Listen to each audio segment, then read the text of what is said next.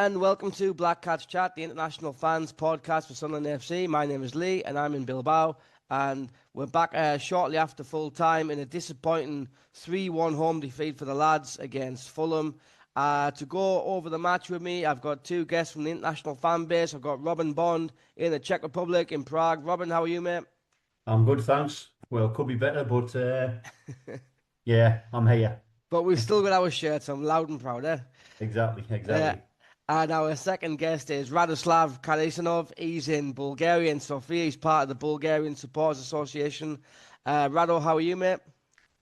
Hi Lee, glad to be here again, and I'm disappointed after this game. Apart from that, I'm okay. I'm good. Thanks. Yeah, glad to have you back on, mate. But anyway, listen, lads. So I suppose there was a lot of excitement today, getting back at home after the FA Cup, and then obviously the last two matches in the league, we lost against Arsenal, we lost against Liverpool. Fulham hadn't won in five. I think they had one win in five, and they lost four. And I'm also looking at they conceded 8 goals, I think, as well in those 3 games or 4 games that they'd lost before. So everything kind of seemed in our favour, didn't it, Robin? To get back at home and hopefully get a good performance and 3 points, but it just didn't happen. Yeah, I mean, on paper, a very winnable game given Fulham's recent form, and quite excited by the lineup when it was announced. It looked like a very attacking lineup, but obviously didn't materialise the way we thought it was going to. Yeah, and Rado, the lineup, the starting 11, we heard the other day that Real Nildo was going to be out for 3 or 4 games, so we expected Dennis Serkin to be coming back in, but I heard a rumour yesterday that Dennis Serkin was out, and I thought, it's a rumour, you never know if they're true or not. It turned out to be true, so Trey Hume had to go left back, and Nordy had to go right back. Interesting to see that Lebris started Jocelyn Tarby on the right and Nilsen Angulo on the left, because I was mentioning to Robin before we came on that Lebris talks about connection, no? Like the players and if they connect with the team. Exactly. Yeah. And for me, like Tarby and Angulo, they've only been here for what, a few weeks, and to play them in such an important game, vital game, I thought was a very big risk. I thought maybe you go with, I don't know, you put Xhaka in from the start, you put Lafia on the left, or you put Chemsley and Talby on the right, but I think you need to go with players who have the experience of playing in the Premier League, who have been with us for a long time and they know how to play. So I was a bit surprised that he went so offensive with those 2 players. I was also very, very surprised by having both Ango and Tabi in the starting 11. Well, for Ango, okay, he started against the previous game. Liverpool. Yeah, he started against Liverpool, right? Yeah. He was in the starting 11. So, yeah, I expected that he might start. But on the right-hand side, when I saw that Hume will need to play in the left back, I expected that it will be Taubi playing instead of Tabi, having 2 new faces in the team, not experienced in the Premier League, as you said, is a big risk. And also, I will repeat your words, the connection between the players was not there. We saw that it was very difficult to keep the ball, to have good combinations. So definitely it was a risk. Unfortunately, it was not risk worthy. Yeah, it didn't pay off, did it not? It definitely didn't pay off. And things didn't get much better, did it not, Robin? After 12 minutes, Mukiele goes down. Well, he went down a few minutes before, but then obviously couldn't continue. Looked like a calf injury. I suppose when you got like Gertrude on the bench, he's like a natural right back, but he doesn't give you the same as Nordy, because Nordy loves to get forward on the overlap, and I don't think Gertrude is really that type of player, is he not? No, again, that kind of disrupted the rhythm a little bit. The first half was very, very stop-starty. It just didn't seem to be any flow and rhythm to the game. There was, lots of players going down and lots of stoppages, and very, very scrappy first half. And like you say, with Mukiele going off as early as he did. I think that kind of upset maybe the balance of the team a little bit, and seemed to affect us. Yeah, and like rather, I suppose like Trey Hume on the left-hand side, we were expecting maybe Trey Hume to have a lot of trouble down the left-hand side, being right-footed, but he actually coped okay. But our biggest problems came down our right-hand side, especially Kevin was having a lot of success in the early stages of the game. He was getting ahead of Mukiele and Gertrude and Tarby. Yep. It's a bit of a worry, isn't it, that we seem to be we missing Bertrand Traore a lot. Yeah, yeah. I remember that at the start of the season when Bertrand Traore was always in the starting 11, everyone was questioning him. Is he good enough to start? Why we don't play another player in that position? But it looks like that he was really good fit for Regis' type of play system. And we're desperately missing him. And yeah, I agree. Hume was really feeling okay on the left side, especially playing against the man in form in the Fulham team, Wilson, Harry Wilson. But yeah, the connection between the players was the biggest issue, and there were so many situations where we saw mistakes in the way we try to press to go in front. It was a really difficult game, but well, Fulham have a good team, good wingers. Kevin, Wilson, Jimenez is really he's proven, deadly, isn't he? goal scorer, striker. Yeah, he's a really proven striker in the Premier League. They have good people in the middle of the park like Berge and Iwobi. yeah, and the center backs. Wow, this guy, Bassi.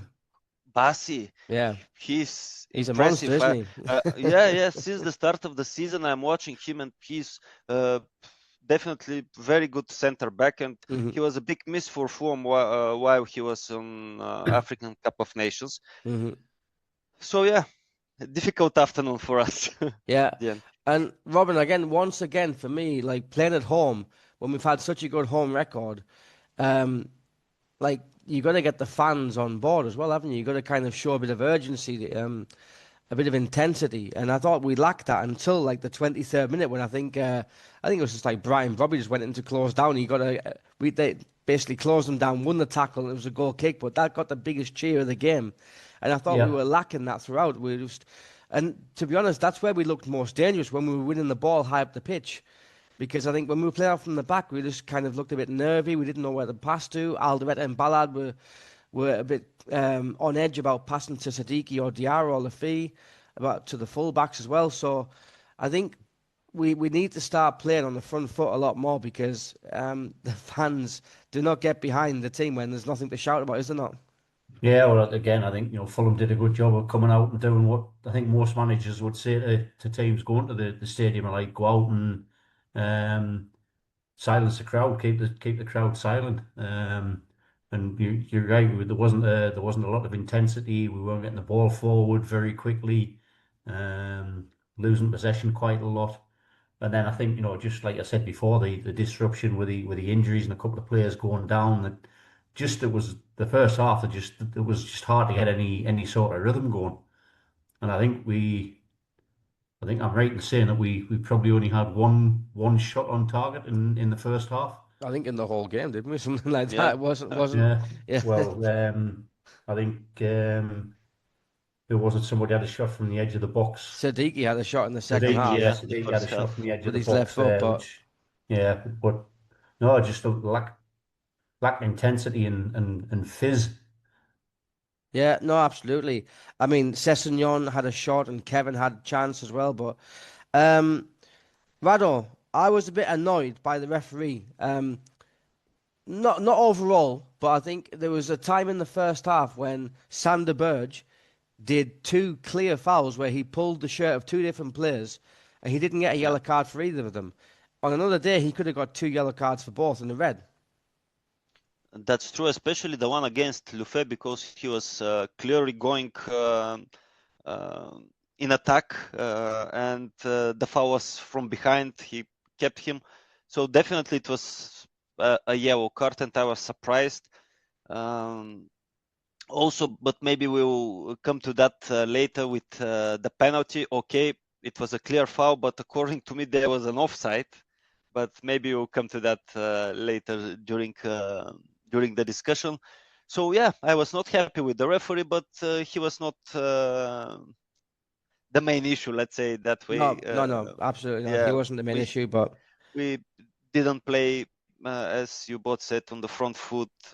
We were not connected well, and yeah, a lot to worry with the potential injuries of a few players as well. Yeah, and Robin, when we get like corners, you'd like to think that with players like Alderete and with Brobbey, with Ballard, you know what I mean, that we've got a good chance of getting on ahead on it. But the corners again were very, very poor, not beating the first I man. don't think, again, all of the corners in the first half, I don't think we beat the first man once.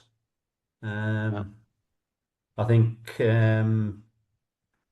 was it Jocelyn took the first couple and didn't beat the first man. Then Lefay, after Jocelyn went off, took a couple, and again just not getting it past the post and over the first defender. Very, very poor.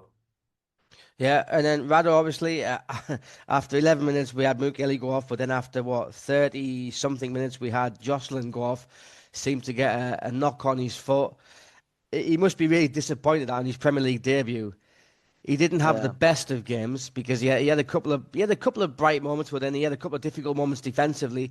But as well, to go off on your Premier League debut after 30 minutes injured, it's going to be really hard for him. So hopefully he doesn't kind of feel too down, and he'll just like pick himself up and learn from that mistake. And hopefully that this experience of playing the Premier League, it's not like playing Oxford in the FA Cup. It's not like playing in the Israeli League. This is the Premier League. It is very fast. It's relentless. It's ruthless. And if you're not up to it, you're going to be struggling against the Premier League teams. Yeah, definitely it will be a good lesson for him. Definitely, he looks like a very, very interesting player, and I expect that he'll have a bright future ahead. He showed some flashes of his type of play. Tricky player, unpredictable, but yeah, as you said, defensively he needs to work more, and maybe physically, because Premier League is one of the hardest league, probably the hardest one physically. So it will be interesting to see how he'll develop until the end of the season.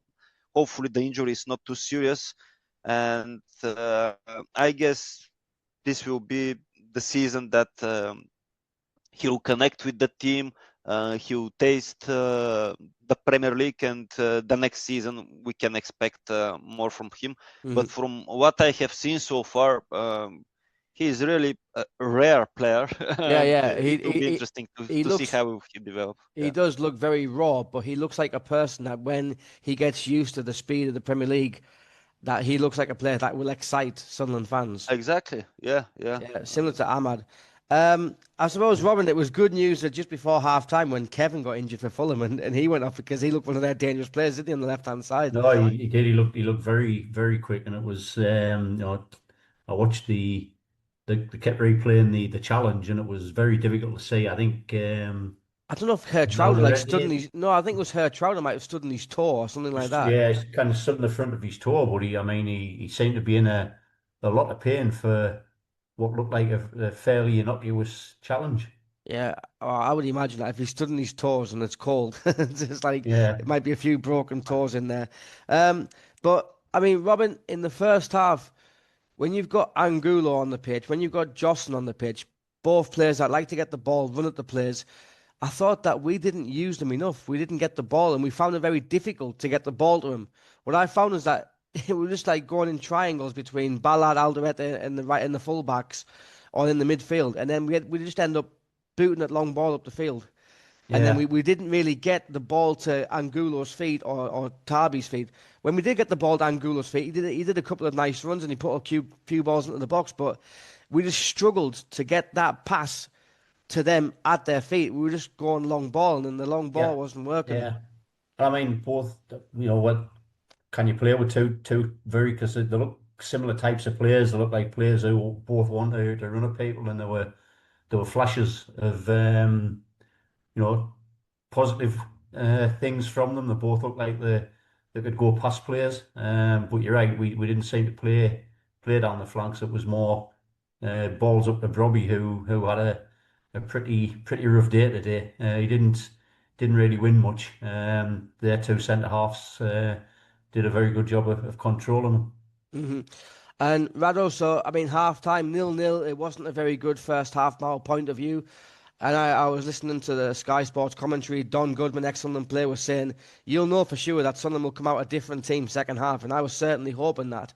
And we had a brilliant chance with Romain Mundle, which basically I think was a turning point, wasn't it? Because after that, I think Fulham scored soon after. Very disappointing, though, to get into that position. A good build-up, nice play. You would expect Mundle to at least hit the target, but he just... At least to hit the target, yeah. That's the minimum from this situation. And yeah, it was very disappointing because if I'm not mistaken, after that, the next attack was go for Fulham. But yeah, it was probably the turning point. Because if we had scored in that with that situation, it would be a different game. So yeah, unfortunately, really. Yeah, Robin, but that's football. You have to take your chances. Exactly, and the thing is that we do not get many chances. We don't score a lot of goals. I think we're one of the lowest scorers in the team, so we need to score them.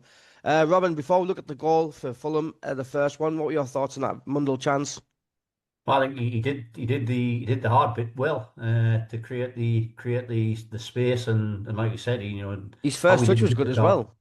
Sorry, his first touch is the control. No, brilliant. He created himself the space, and I was off my seat. It was in, and then Lydia, you went and pulled it past the post.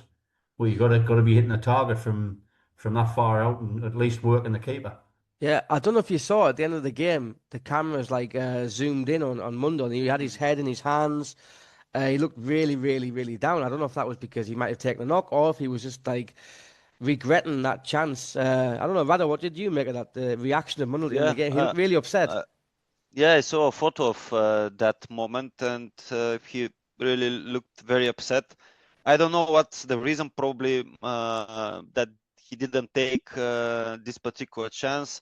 And I see that in the social media, our fans are all against him at the moment, that he's not good enough for Premier League and that he has to be wound out. So maybe he's feeling that. He's feeling the pressure that he has to deliver. And this is one of the rare opportunities that he has, and he didn't take the chance, I would say. He loses the ball too often, easily, unfortunately. And I am not sure that he's ready for Premier League. I think like not just Mundle, but I think a lot of our wingers lose the ball quite easily. I mean, we saw in the first half, true. Angulo was in a very comfortable position, chasing back, and he lost the ball to Kevin, and Kevin had a shot. Yeah. And I think Tarbi also lost, but I think in general, all of our wingers, like, they struggle to keep the ball. But anyway, Robin, here's the goal, the first goal. Disappointing that we give like Jimenez, like basically free. Well, he had acres of space when the ball came in. He did a good job of peeling off the defender, but it was just like almost a free header, unchallenged. Yeah. No, if we've watched it again, Rado, your opinion? Yeah, poor defending. I'm not sure who was supposed to be with Jimenez, but yeah, it was a free header, and from that position, Jimenez will never miss. No, he won't. And I think like you've got kind of Ballard and Alderete are in there as well. They're kind of like just playing zonal marking, but just definitely Mukiele was also helping in such kind of situations, crosses, and he was a big miss after his injury. Yeah. But yeah, it was a poor defending. Unfortunately, the cross was also good, and Robin Roofs was not able to react and go out. I think it was a mistake from our defenders. Someone had to be next to the most dangerous, one of the most dangerous players in the box. Yeah, and I think if you look here, Robin, you can see kind of like Jimenez kind of stays back a little bit, and he's got Alderete and he's got Ballard in front of him. So he kind of knows that he's just basically got to try and find a pocket of space, and that's what he does, doesn't he? Ballard and Alderete aren't aware of him.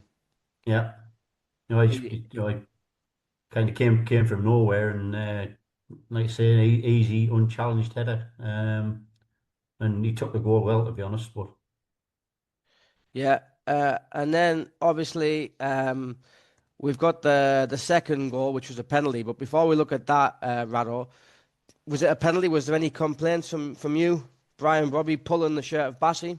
Yeah, I think it was a penalty, but something that was not clear for me was because from one of the replays that I saw, I think that Bassi was in offside position. Not sure why this was not reviewed by VAR. Yeah, VR. That's but that's what I thought as well, because Don Goodman was also saying that he doesn't know if Bassi was offside, and when they show the replay didn't look very clear. Like it looked like they needed to maybe draw some lines. I don't know. We didn't see the lines. Yeah. No, we didn't see the lines, and so looked like there was 2 or 3 players in an offside position. Very important point of the game because it's 60 minutes. And it's different from 1 goal down to 2 goals down, and definitely the contact was there. It was a penalty for me. Yeah, I think. Listen, it was a penalty, Robin. But the thing that annoys me is that Robbie has been manhandled a lot this season, and he gets nothing. And the first time he does it in the box against somebody, he gets penalised. Now, they've talked about this, what's it called? Is it persistent holding? Like, if you basically do it for a second, you're okay. But if you do it consistently for 2 or 3 seconds, then it's considered consistent or persistent holding. Yeah, I mean, you couldn't argue with the fact that he had hold of his shirt. It was assuming the guy was onside, then no option but to give a penalty. It's with the VAR, you 9 times out of 10 you're going to get pulled up for it. I couldn't argue with the fact that he was given it. And once they said they were looking at it, and I saw the replay, I thought there's only one way this is going unless they do ruled out for offside. But couldn't argue with it. No. Right, Rado, earlier this week in English football, I don't know if you saw it on social media, Rochdale had a penalty in, I don't know if it was like League 2 or National Conference, National League, and the player went to take the penalty, but he stopped, and he decided to go back to his run-up, and the referee gave a free kick to the other team for unsportsmanship conduct. Now, when I haven't seen that. No, I'll send you the link. It's hilarious. Okay. But like, what annoys me is that these football players, like if you look at Jimenez when he takes his penalty, he breaks his run and he stops 2 times. Like, I think there needs to be something done against this, because it's just stupid, isn't it? I think if you watch Jimenez here, we'll play it, and you see that he jogs to the ball once, he jogs again, stops again, he stops 3 times. Mm-hmm. I don't know. Am I being a bit? I don't know, a bit. A bit immature or a bit, I know, unfair? Well, definitely he uses that as an advantage in from that, because by the way, he's one of the players, if not just one, with 100% of scored penalties. Yep. And definitely this is something that gives him advantage, because he is that type of penalty takers that are looking at the keeper until the end and then decides in which way to go. And not sure what's the woe. I know that it's not allowed to stop, but I don't know for how long. These are very, very small breaks for, and I don't know. Yeah. Not sure Robin, does this? what to comment here. Yeah, Robin, Yeah. does this annoy you? The amount of times that they stop like this and take No, penalties? it does, and I thought they would. I seem to remember a couple of years ago that they were kind of they did look at it, and I thought they'd kind of change something about what you could do with this the stuttered run up and stuff. But it did give him an advantage. He's obviously doing it to see which way the keeper's going to go, and like Rado said, he watched Roofs go and just put the ball in the bottom corner, the other side. We also had a chance, I think it was just before that, where Brian Brobby did like a nice one too. I think it was with Lafay, and he had the chance to shoot with his left foot, but he decided to try and look for Mundell. But again, he didn't get the pass right. Then our penalty, Rado, Dan Ballard was fouled. It probably looked less of a penalty than theirs, but I mean, he still got fouled. And Enzo showed the proper way to take a penalty, didn't he? Yeah. Since that penalty against Brentford, I think he took 2 more penalties and very, very confident. So it was a well taken penalty, really. No chance for goalkeeper Leno. No chance. And Robin, I suppose it's good for Enzo's confidence that he's got another penalty after the Brentford one he scored against Everton, obviously, but now he's got this one in the league match, and he's not messing around, is he not? No, I mean, I think we spoke after that penalty and said the previous one he took very much like he took today's, and just the keeper went the right way, got a hand to it, but he's just too much power and too far in the corner that he couldn't stop it. Yeah. Right then, Rado, after 70 minutes, Lebris can only make one more round of subs because he made 2 in the first half, and you can only make subs in 3 separate occasions, apparently, if you want to use the maximum. So he brings on Xhaka, Isidore Mayenda, Diarra, Brobby, and Angulo go off. You could see instantly what we've been missing with Granit Xhaka's absence, couldn't you? It was blatantly obvious that what he brings to the team. Yeah, that the way he controls the game, we started to pass the ball better. It was missing not only today but in the previous game as well, and it was positive that we saw Xhaka again in the team, and hopefully he will be fully fit for the next games till the end of the season. And we can only be happy with his return. Unfortunately, we couldn't push more after we scored the penalty. We couldn't fully take control of the game. But yeah, definitely Xhaka was a big miss for us. We had another great chance before the substitutions. Angulo, again, got to be working the keeper when you get into those positions. It was a great move, and he blazed it over the bar, and again that goes in. It changes confidence. the whole. I think confidence and lack of composure, isn't it? Because he just went for power, and he could have just went for placement. Yeah. Rado, do you think that we could have started Granit Xhaka today? He could have started from the beginning. Well, I think that if he could play the full 90 minutes, Regis Lebris would have started him for sure. Maybe he's not fully fit, and that's why he was on the bench. But I was surprised because in his press conference he said that Xhaka trained more or less full week. So I expected that Xhaka will start, but maybe he was not 100% ready, and that's the reason. I don't think there is anything else. Yeah. And Robin, I'm going to show you now the third goal.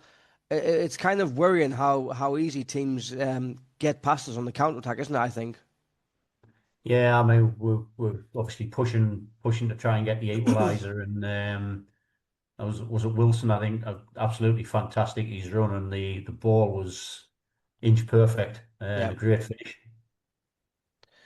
No, like when you get a goal like that conceded against you, you can only hold your hands up and say, "Well done, a great goal." But from our point of view, just like having the ball in their half, in their area almost, and then we just like within 20 seconds you concede that goal. It's just really frustrating, isn't it? Yeah, it is. It is. But like I said, we were pushing for an equaliser. And they moved the ball very, very, very quickly out of defence. And I think you can say on there that well, it's 4 against 3, but we chased to catch up. Hmm. And a great ball through and a great finish. Yeah, Rado, your thoughts on this? Well, we can clearly see the qualities of Harry Wilson. The build-up of this goal, absolutely fantastic player, and I think a player like him is missing in our team. Composure. You can see how many times he was looking around to see what's the situation, what's the best option. Everyone would expect that the pass will be a little bit earlier, maybe, but he waited for the perfect moment and just served the ball and go with one touch. A great counter attack, but yeah, maybe too easy for the opposition Yeah. to break on counter attack. And I think that's what we want Enzo Lafita to do, isn't it? We want Enzo Lafita to pick up the ball in those positions and drive forward and be the one playing Yeah. those balls to somebody. Right then, lads, we'll take a very quick break and we'll be back to discuss the post-match reaction and obviously look ahead to the next game against Bournemouth. So we'll see you in a few minutes. My name is Ian McNee. I've been supporting Sunderland since 1957. I was born in Seam, but I now live in Wuppertal in Germany, and I'm the vice chairman of the German Black Cats. Right, welcome back to part two then. After 3-1 defeat, disappointing, the third defeat in a row for us. That leaves us, where does it leave us? 12th in the table, I think. Is that right? I think Fulham are before us now. Yeah. So probably 12th. Yeah. 12th position, 36 points. I mean, Robin, are you still waiting for those 40 points to ensure our safety, or do you think we're safe already? Well, it'd be nice to get to that 40-point mark, but no, I think we probably are safe. But I'd still like to have those additional points on the board. Mm-hmm. Rado, what about you? 40 points, is that the key, or do you think we're pretty much there? Well, I would like to take 4 more points as soon as possible, because the way we play recently is really concerning, and moreover, the way the teams below us are playing, they're starting to play much better. We see West Ham, unfortunate not to win last 2 games. Nottingham are getting better. They conceded in the last minute today, so it was a good result. But I'm a little bit concerned with our recent form, and yeah, especially away from home, we're getting points more and more difficult.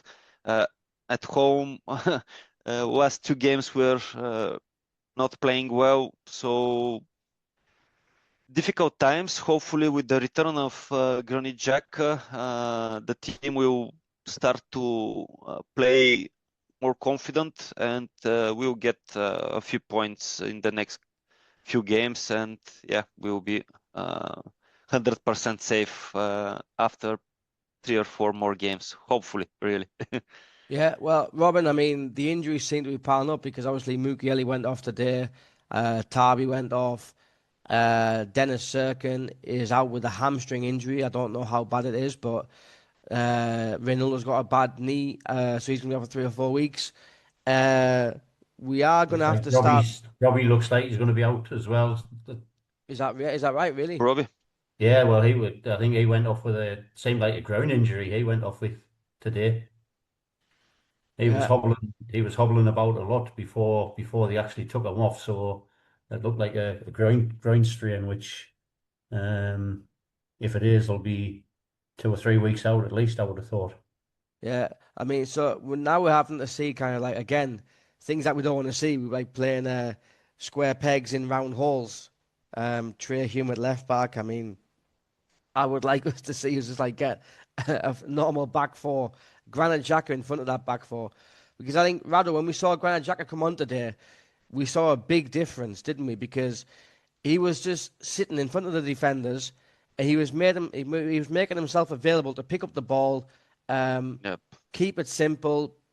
But you don't get that with Diarra and Siddiqui because Diarra and Siddiqui always want to go forward, but Xhaka knows that he doesn't want to go Exactly, forward yeah. as much. But Xhaka is always there in that midfield pocket, and when he came on and we got on the ball and he was playing little passes to Lafi, that's what we need, Exactly. isn't it? He's the linkage between our defense and offensive players. So hopefully he will be fully % fit, and yeah, we will start playing confident again, because it's clear that last few games without him, it's difficult to keep the ball. We are not confident enough, and yeah. Yeah, no, and Robin, we've got Bournemouth up next away, Bournemouth, and then Leeds away. I think it's going to be a tricky couple of away games, isn't it? And you'd probably say the way we're playing at the minute, we wouldn't look like getting a result there. But you know what Sunderland's like; they do come up trumps when we don't expect it. Yeah, and out of I think the next 4 games we've got three away, I think, isn't it? And then yeah, I think it's going to Bournemouth's going to be a tough place to go, tough to get a result down there. Best I think we can hope for is a draw. And then what have we got after that? I think Leeds Leeds away, away. Leeds away, Brighton at home, and then the big one against Newcastle away, which I'm not relishing given the recent performances. Yeah, Rado, moving forward, now that we've got Granit Xhaka back and we've got Diarra, we've got Lafi, we've got Siddiqui. Obviously, can all 4 of them play in the same team? It will be difficult. Maybe if he start using again Lufay on the left at some point, as in the start of the season, that's the only way, or Diarra on the right side. That's the only option to have them all playing at the same time. Unfortunately, I'm not very impressed by the current form of Diarra. He's like missing for long periods of the games, and maybe he will be the one that will lose his starting position if Regis Libris doesn't decide to use one of them in a different way. But that's disappointing, isn't it? Because he's like our most expensive signing in the history. Exactly, yeah, His body really language, and disappointing. he just looked like he wasn't interested today to me. The whole of his body language wasn't there. But I think the good thing, if Xhaka does come back, then that frees Siddiqui up to go into a more kind of attacking midfield role. I think he's kind of wasted playing the role he played today, just in front of the back four. So hopefully we'll get a bit more creativity from him. The worry is, where the goals are going to come from. Because you've already said we don't create a lot of chances. And then if Robbie's out, Isidore doesn't seem to have been firing the last few times he's played. So it's a worry. But the positive to come out is I think it frees Siddiqui up to go into a more attacking midfield role. Yeah, and I think like you saw Diarra when he was substituted, he kind of looked surprised he was getting substituted. Yeah. He was like me. He's like, yeah, you. The star. Yeah, I have to admit Yeah. today I don't think he was that good. I mean, obviously he had the 2 goals of Burnley against, but one was disallowed. But he had a good game against Burnley. But I don't know. Do you think a bit of overconfidence there? Do you think, Rado? Not sure. I still don't know him as a player. He didn't play too much games for us yet. Definitely, he is coming to our team as a big player with as you said, the most expensive transfer in our history. So we expect much more from him. Whether it's overconfidence, maybe yes, I don't know, but we'll see. Hopefully, we'll start to see more from him because for me, he was missing today and probably against Liverpool as well. Robin, Rado mentioned there Lafay on the left. I mean, I wouldn't be against that. I think at the minute you've got to play your best players, and as Reggie puts it, the players that are well connected. And I think out of our wingers, I think you'd only say Chemsdean, Talby, and Lafay are the only ones that are really connected. I don't think I think Angulo's. Lafay's been good the last 2 or 3 games. I think he's been up there, pushing for player of the match. I think him, Ballard, and Siddiqui all been pretty good, and the bright things to come out of what's been a pretty poor last 3 or 4 games. So I wouldn't be opposed to putting Lafay back down the left again. So let's wait and see. I think it's all going to be driven around injuries, who's available, who's not available for the next few games. I think like Rado, some people might think, why are we putting Enzo in the left again? But I think if you look at the grand picture, we've tried Mundo, it hasn't worked. We've tried Angulo, it's still too early. We've tried Talby, it's too early.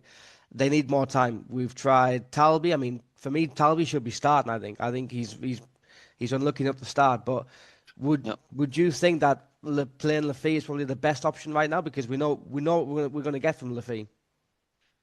Probably yes. As you said, it's important to have that kind of connection, especially in these difficult moments. For the first time, we had 2 defeats in a row now, 3 defeats in a row in the Premier League. So it's a difficult period for our team, and in such kind of periods, we need the most connected players on the field. Hopefully, on the right winger, we will have Traore back. I think Regis said that he might be available for selection next week. He brings some kind of calm in front. He keeps the ball well. He uses his body well as well. So yeah, hopefully Regis Lebris will find a way to balance the team and to get the most of it, having in mind all the injuries that are piling up recently. Yeah. And Robin, finally, I suppose like after 3 defeats in the Premier League in a row, how do you think the lads will deal with this setback and bounce back? Because obviously we've got Bournemouth, who are 8th, 38 points away. They're in good form. And like it was only a couple of games ago that they were well behind us, and they've just come from nowhere. And then after that, we've got Leeds away. Like Leeds at Ellen Road is a very, very tough place to go to. And they're only 5 points behind us, so they'll be trying to chase us down. So how do the lads and Reggie's bounce back from these 3 defeats? Yeah, it's going to be a test for them. I mean, obviously we started the season very well. We knew that we'd probably hit a low patch in true Sunderland form. It's come after Christmas like it normally does in the early part of the year. They've just got to. It's almost as if the kind of you get the feeling that they think we're safe, and should they be pushing for European place? Probably they should be. They've just they've got to get a good boot up the backside, in my opinion, and starting to look a bit more aggressive and like they want games more. But I think Xhaka coming back in, that might drive some of that. Obviously he's definitely a leader, and not having him on the pitch, I think, has been a miss. So but the big worry now is the amount of injuries that we've picked up. Yeah, Rado, we are 11 points clear of West Ham. We are 12th position. Would it be disappointing if we finished the season towards the bottom at the end of the table rather than the top end of the table after the start that we had? Yeah, after the start we had, it will be really disappointing to be in the bottom half of the table, but still, having in mind for how long time we were out of the Premier League, it will be still a success to avoid relegation this season and to build on that next season. Yeah, I think that was the objective, isn't it, to stay in the Premier Yeah. League? All right, gents, Of course. thanks a lot for joining me this afternoon. I'm sure the lads will be back on the training ground as soon as possible and preparing for that Bournemouth game, and hopefully we can get a positive result. Radoslav in Bulgaria, Robin in Prague and Czech Republic, thanks for coming on. See you next time, lads. How are the lads? Cheers. Away See the you later. lads. Cheers. Bye-bye.